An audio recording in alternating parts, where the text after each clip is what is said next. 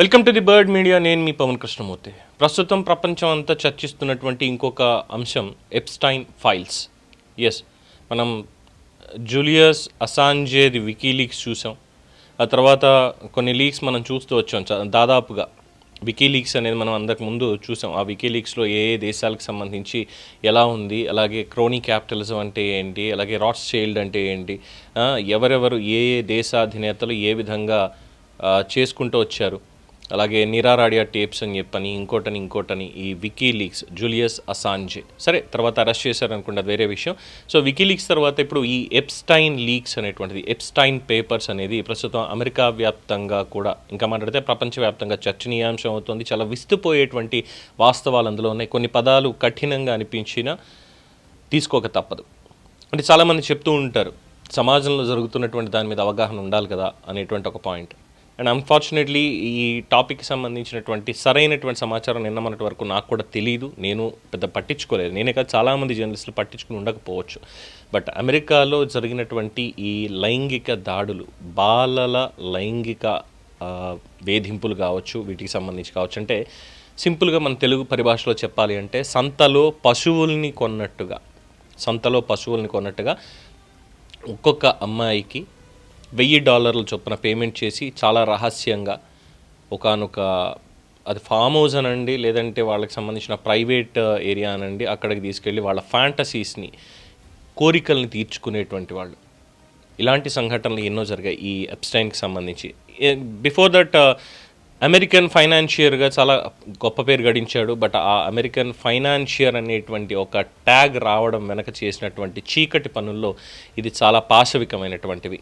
So దీనికి సంబంధించి లైంగిక నేరస్తుడు జెఫ్రీ ఎప్స్టైన్, అలాగే అతని అనుబంధ సంస్థలు, అతని నేర కార్యకలాపాలు, వీటికి సంబంధించినటువంటివి డెమోక్రాట్లు ఒక మెమోని రిలీజ్ చేశారు. దాంట్లో అనేక మంది పేర్లు బిల్ క్లింటన్కి సంబంధించి కావచ్చు, మైకేల్ జాక్సన్కి సంబంధించి కావచ్చు, అండ్ ఇంకా చాలా పేర్లు దీంట్లో పెట్టడం జరిగింది. డొనాల్డ్ ట్రంప్ పేరు కూడా వచ్చింది. బట్ ట్రంప్ దీనికి సంబంధించి ప్రస్తుతం అమెరికా అధ్యక్షుడిగా ఉంటూ ఆయన మాట్లాడినటువంటి మాటలు కూడా దీంట్లో చూసినట్లయితే, ఎప్స్టైన్కి సంబంధించినటువంటి ఫైల్స్ రిలీజ్ చేసినటువంటి దానికి, ఆ ఫొటోస్ రిలీజ్ చేసినటువంటి దానికి సంబంధించి, ఇది రిపబ్లికన్ పార్టీ సాధించిన గొప్ప విజయాల నుంచి ప్రజల దృష్టిని మళ్లించేందుకు చేసేటువంటి ప్రయత్నం మాత్రమే అంటూ ట్రంప్ వ్యాఖ్యానం. నాకు బిల్ క్లింటన్ చాలా అంటే ఇష్టం, ఆయనతో ఎప్పుడు సంబంధాలు మంచిగానే ఉన్నాయి. ఆయన ఫోటోలు బయటికి రావడం చాలా బాధాకరం. తాను ఎప్స్టైన్ ఉన్న ఫోటోలో కనిపించాను. ఆ కాలంలో చాలామంది అతనితో స్నేహంగా మెలిగారు. నిజంగా సంబంధం లేని వాళ్ళు, కేవలం పార్టీలో కలిసిన బ్యాంకర్స్, న్యాయవాదులు వంటి గౌరవనీయులు ఫోటోలు రావడం వల్ల వారి ప్రతిష్ట నాశనం అవుతోంది. అంటే ఇక్కడ మళ్ళీ 50-50 చీకటి కోణంలో అది వాస్తవమా కాదా అనేటువంటి ఒక ఒపీనియన్ క్రియేట్ చేయడానికి ట్రంప్ చాలా కష్టపడుతున్నట్టుగా తెలుస్తుంది. అయితే దీనికి సంబంధించి ఫస్ట్ అసలు ఎక్కడి నుంచి వచ్చింది, ఎలా వచ్చింది అంటే, వైట్ హౌస్కి సలహాదారుగా పనిచేసి ఇనిషియల్గా వెంటనే ట్రంప్ తోటి విభేదించి బయటకు వచ్చినటువంటి ఎలాన్ మస్క్ తన సోషల్ మీడియా ఖాతాలో దీనికి సంబంధించి చేసినటువంటి వ్యాఖ్యలు, ట్రంప్ కూడా ఈ ఎప్స్టైన్ ఎవరైతే ఉన్నాడో, జెఫ్రీ ఎప్స్టైన్ ఉన్నాడు, ఆ మొత్తం అంతా ఆ క్రమంలో ట్రంప్ కూడా ఉన్నాడు అని చెప్పి చేసినటువంటి వ్యాఖ్య మొత్తాన్ని తీసిన తర్వాత అప్పుడు బయటపడ్డాయి. సో ఎలా అంటే వీళ్ళు చేసేటువంటి పనులు ఇవన్నీ కూడా చెప్పడానికి సభ్యపద సమాజం నిజంగానే తలదించుకోవాలేమో. చాలా పెద్ద పెద్ద సెలబ్రిటీ, హాలీవుడ్ యాక్టర్స్ దగ్గర నుంచి అక్కడికి మైకేల్ జాక్సన్తో సైతం దీంట్లో ఉన్నటువంటి పేర్లు ఇవన్నీ మనం చూసినట్టయితే కొత్తగా చెప్పడానికి కూడా ఇందులో ఏం లేదు అనేది చాలా స్పష్టంగా తెలుస్తుంది. 2006లో నేరారోపణ చేయబడింది. 2008లో ఒక ఒప్పందాన్ని కూడా అంగీకరించడం జరిగింది. 2019లో మళ్ళీ ఇదే ఒక ట్రాఫికింగ్కి సంబంధించి, బాలికల ట్రాఫికింగ్కి సంబంధించి ఆత్మహత్య చేసుకున్నాడు అన్నారు. కానీ దాన్ని ఎలాగా చెప్తున్నారు ఇప్పుడు అంటే, అది ఆత్మహత్య కాదు, ఎవరైతే ఇందులో ఇన్వాల్వ్ అయినారో వాళ్ళ పేర్లు బయటికి రాకుండా చేసినటువంటి ఒక హత్యగా దీన్ని అభివర్ణిస్తున్నారు. రాజకీయ నాయకులు, ప్రముఖులు, సామాజికవేత్తలు ఎంతోమంది వాళ్ళందరితోటి కూడా రిలేషన్ పెంచుకొని ఎలాగ చేశారు అనే దానికి కొన్ని పదాలని మనం విస్మరిస్తేనే మంచిదేమో, సమాజం తెలుసుకోకపోవడమే మంచిదేమో. ఎందుకంటే కొన్ని సాహిత్యాల గురించి కావచ్చు, లేదు అంటే కొన్నిటికి సంబంధించి మన సమాజానికి వాటితో పని లేదు. ఎందుకంటే ఇప్పుడిప్పుడే నెట్వర్క్ అనేది చాలా విస్తృతంగా, చాలా బలంగా ఉంటుంది, అరిచేతిలోనే మొత్తం అంతా మనకు కనిపిస్తుంది. కాబట్టి ఆ పదాలని మనం ఉపయోగించకపోతేనే బెటర్ ఏమో అనేటువంటిది నా అభిప్రాయం. అందుకని నేను కొన్ని పాయింట్స్ని స్కిప్ చేస్తున్నాను ఇందులో చెప్పడం అనేది. సో ఓవరాల్గా ఇక్కడ డెమోక్రాట్స్ ఇదంతా బయటపెట్టి ఇగో ఇలాంటి వాళ్ళందరితోటి కూడా ఈ రాజకీయ నాయకులు ఇలాంటి పెద్ద పెద్ద వాళ్ళందరినీ కూడా ఉపయోగించుకుని ఇలా చేశారు, వీళ్ళ ఫాంటసీస్ని ఉపయోగించుకోవడానికి ఇదంతా చేశారు అనేటువంటి ఒక పాయింట్ని చాలా బలంగా ఎస్టాబ్లిష్ చేస్తూ వచ్చారు. దానికి సంబంధించి ఇతరత్ర ఉన్నటువంటి విషయాలు ఇవన్నీ కూడా చాలా బలంగా బయటపడుతూ వస్తున్నాయి. మొత్తం యావత్ అమెరికా కూడా దీని మీద విస్మయం వ్యక్తం చేస్తోంది. దీనికి సంబంధించి అసలు ఎలాగా ఇప్పటివరకు జరిగింది, మరి ఏ వ్యవస్థ కూడా దీన్ని కనిపెట్టలేకపోయిందా, కనిపెట్టలేదు అనే దానికి మరి ఎందుకని అధ్యక్షులు పనిచేసినటువంటి వాళ్ళు లేదంటే సెలబ్రిటీస్ వీళ్ళందరికీ సంబంధించి ఎలా ఇవన్నీ వచ్చాయి అనేటువంటిది. సో ట్రంప్ ఫోటోలు కూడా బయట పెట్టారు. ఆ ట్రంప్ కూడా దానికి సంబంధించి మాట్లాడాడు. ఆ ఫైల్స్ అన్ని బహిర్గతం అయ్యింది. అమెరికా న్యాయశాఖ విడుదల చేసినటువంటి అత్యంత రహస్యమైనటువంటి పత్రాలని. సో దీనికి వెబ్సైట్లో పెట్టేశారు. ఇవన్నీ కుదరదు అని చెప్పి ట్రంప్ గతంలో చెప్పడం, లేదు పెట్టాలి అని చెప్పి తర్వాత మాట్లాడడం, ఇవన్నీ కొన్ని కనిపించకుండా పోయాయి అని మాట్లాడడం. డొనాల్డ్ ట్రంప్ కావచ్చు, జెఫ్రీ ఎప్స్టీన్ కలిసిన ఫోటోలు సుమారు కావచ్చు, అలాగే 16 ఫైల్ డిలీట్ అయ్యాయి అనేటువంటిది ఇవన్నీ కూడా డెమోక్రాట్స్ ఆరోపణ చేస్తూ వచ్చారు.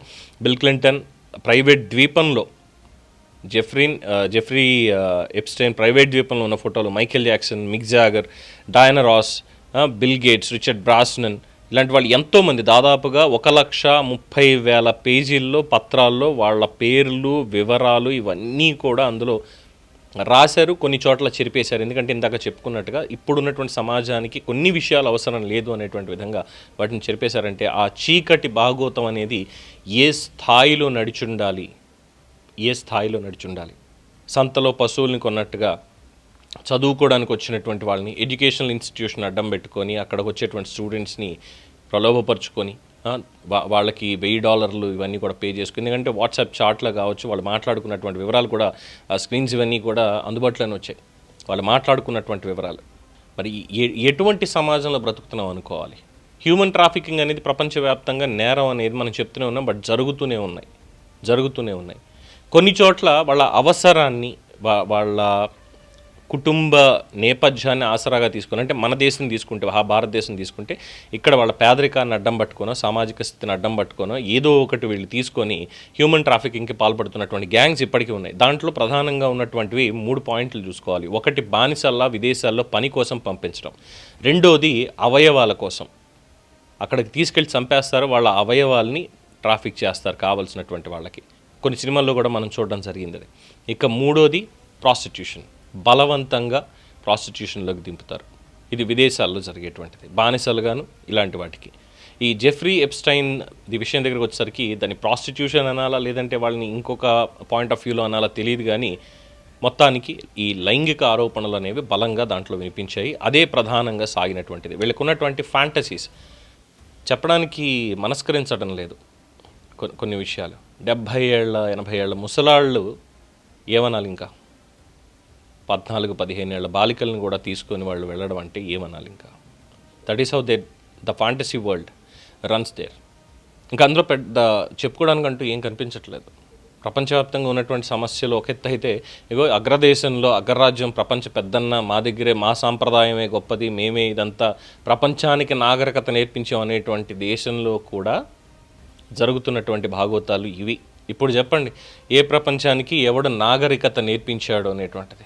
దీని మీద మీ అభిప్రాయాల్ని కామెంట్స్ రూపంలో తెలియజేయండి. అండ్ ఐఎమ్ ఎక్స్ట్రీమ్లీ సారీ, కొన్ని వివరాలు ఏమన్నా సరిగ్గా చెప్పలేకపోయి ఉంటాయి, ఎందుకంటే ఈ సబ్జెక్ట్ అనే దాని మీద నాకంటూ పెద్దగా హోల్డ్ లేదు. అండ్ అఫ్ కోర్స్ ఈ మొత్తం అంతా చదివిన తర్వాత దీన్ని ప్రజెంట్ చేసేటువంటి క్రమంలో అనవసరమైనటువంటి మాటలు నేను మాట్లాడతానేమో అనేటువంటి ఒక ఆత్మసంఘర్షణకు లోనవుతూనే ఉన్నాను. ఎందుకంటే నిజాలు చెప్పడం అనేది ఒక ఎత్తు అయితే, దాన్ని ఇప్పుడున్నటువంటి పరిస్థితికి అనుగుణంగా మార్చుకుంటూ ఎస్ ఇది మాత్రమే అవసరం, ఇది అవసరం లేదు అని కొన్ని పాయింట్స్ కట్ చేయడం జరిగింది. కాబట్టి ఆదరిస్తున్నందుకు ధన్యవాదాలు. చూస్తూనే ఉండండి ది బర్డ్ మీడియా.